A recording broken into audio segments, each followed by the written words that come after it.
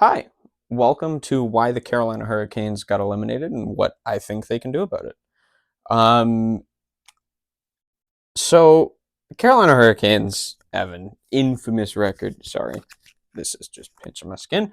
Infamous record in the Eastern Conference Final, and it's kind of tough to see. But really, this year, I think doing it with this lineup actually shows that Rob Brindamore's system might not be cooked because they tried to get the big star in Rantanen. It didn't work. However, Stankoven and 2 firsts out of that and 2 thirds. I don't hate that trade at all. Considering they probably thought Netchus wasn't going to resign there in a year. And so you are consistent of a team that, as we go down this checklist, will not do great. A true 1C. I'm going to give it to Aho. I think he's a better 1C than Hintz, and I gave it to Hintz. And I think that if Carolina wins a cup, it will be with Aho at the 1C. However, 2 game breakers are 5 elite players. They do not pass this. Game breaker, it's hard to call Aho a game breaker. Slavin could be classified as that. We have 2 guys who could be. And in terms of 5 elites, Aho, Slavin, Jarvis could be. And Svechnikov, when he feels like it, I have a hard time. Oh, you know what? I did forget something in the Dallas list. Sorry, I feel bad. However, I elaborated on this so I don't feel too bad about it. Top 8. A top 8 coach. Sorry. 5 plus leads, no, they don't meet that. 7 plus top 6 forwards. 1, 2, 3, 4, 5. They don't meet that yet. 4 plus top 4 D. I'ma just check this off. If there's any team that has never needed to worry about defense, it is the Carolina Hurricanes. Goalie with elevation in the playoffs. No. A great third line. Yes. A reliable third. Yes. 5 playable lines. Now, Nadeau and Roslovic Fast. I mean, obviously Fast is on IR.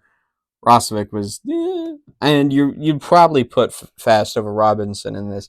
I'm gonna give it to him, but I think next year they probably won't have it. Multiple steals on contracts. Yes, they do have some bad ones, but even bad contracts can win. A top 8 coach. Yes, I think anybody doubting Brindamore after this season is more so kind of tired of Carolina going to the Eastern Conference Finals and losing. But if you look at the forward core that he got to the Eastern Conference Final with, it's fair. Like, Kotkaniemi, I know these aren't the actual lines, but in terms of center depth, you have Jarvis or Kotkaniemi at your 2C. But then if you have Jarvis down there, you have a guy who should not be a first line right wing at right wing. Me personally, I think where they go from here is the projected cap. Now, defensemen, they are going to be losing Orlov and Burns. I think losing Burns is good for them, Orlov as well, and they're getting replaced by Nikishin and Morrow. Nikishin has been hyped, and I want to believe in the hype. I really do. The one, I mean, Morrow, I think, will also be good, so I don't think that there's any real doubt in the Carolina Hurricanes blue line. I just realized I put Waker. Can't really fix that. It's Walker. I'm very sorry, Sean Walker. I'm very glad the Oilers didn't pick you up, though. Actually, no, I wasn't. Either way. Then we go down and we look at Rob Brindamore. I think he's fine. I've said it multiple times, but I cannot stress. Yes, he plays boring hockey. Yes, he plays a system that up here needs an adjustment. But when you really look at it, the only guys failing from the system is Svechnikov. He is doing what he can with the players that he has, because there has not been a great shooter aside from these two on Carolina in a while. Um, I think what they need to do is obviously they have 28.4 million. Roslovic and Fast are gone, I believe. And one of these other guys loses a contract as well. Obviously, Burns, Orlov. You need to get rid of Anderson or bring in a guy to supersede him. And you really, really need to get a Matt Duchene or a Mikhail Granlund. These are guys who have been on teams who their one objective is just shoot whenever you can, where you can. I've seen Mikhail Granlund goals. You may say, "Oh, he doesn't play the brand of hockey Carolina likes," and that may be true.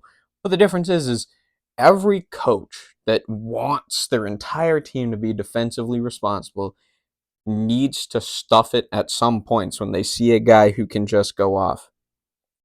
Now, granted, you can take those guys and train them over time or adjust your system, but to completely take an offensive focus player and put them in, that's what happened to Patrick Laine. Patrick Laine got grilled for having a 30-goal season. 30-goal season, Patrick Laine got called a horrible season. He got traded. And he was stuffed into a system. Coach tried to make him play defense, and it didn't work. They need a pure shooter and need to realize that the rest of this team plays so good defense to just let them handle it and let them score. Outside of that, like, oh man, this roster needs work. But if Tulski can't get it done with 28.4, I don't know what can ever fix this team. Brind'Amour is probably the best coach Carolina could have that is on the market, considering that coaches better than him consist of Paul Maurice and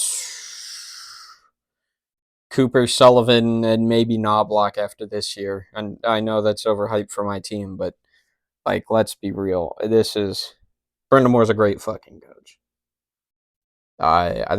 It's more the people calling for his head that is getting to me. But they need a pure shooter, and they're not getting David Pastrnak. So they need somebody. Again, I think Matt Duchene or Mikhail Granlund coming out of Dallas, I think will be great. But other than that, do I think they can reach this in the next 3 years? They can reach that. I don't think they can reach 5 elite players or two game breakers. And with the right moves, I think they could reach a goalie with elevation. This is going to be their big hurdle. But I oddly think that the best coach to do it without this would be Brind'Amour. I'm sorry for the overhyping of Rob Brind'Amour, but you're going up against possibly the best constructed roster of the last 5 years, aside from, even then, I'd arguably put it against the 22 Avs. And a coach that I will say is better than Brind'Amour. You won one game? Yeah, it sucks.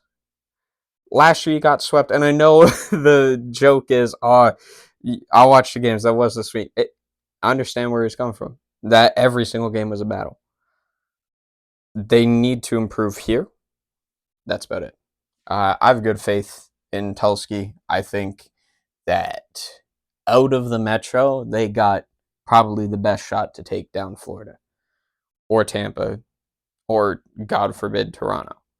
But yeah, I'm hoping to see it elevate. But that's all. If you're watching this in the morning, have a good morning. If you're watching this in the afternoon, have a good afternoon. And if you're watching this late at night like I would, have a good night.